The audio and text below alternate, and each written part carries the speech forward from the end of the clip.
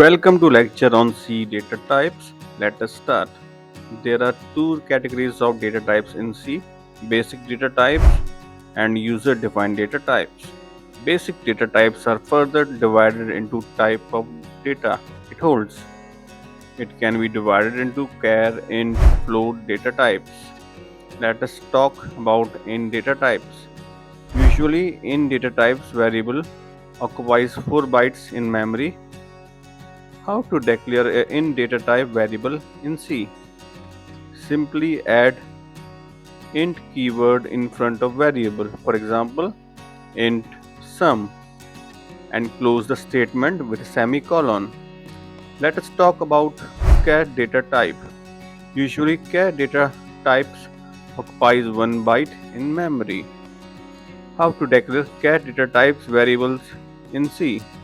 As explained before, simply add char in front of variable and close statement with a semicolon. Now let us see float data type. Float data type usually occupies 8 bytes of memory. We can declare a float data type variable by prefixing float with a variable like float voltage and closing statement with a semicolon. User defined data types will be discussed in upcoming lectures.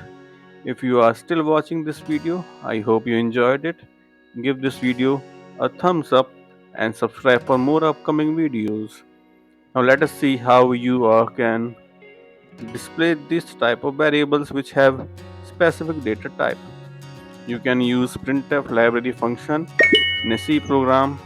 This is specific syntax for each type of variable, but it be it int, char or float. In printf functions, you have to use format specifiers with variable names to print the values.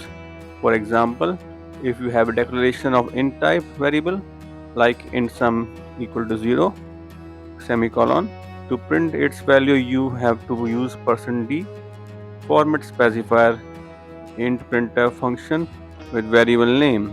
This will look like printf semicolon. Similarly, for char, you should use %c format specifier, and for float you should use %f.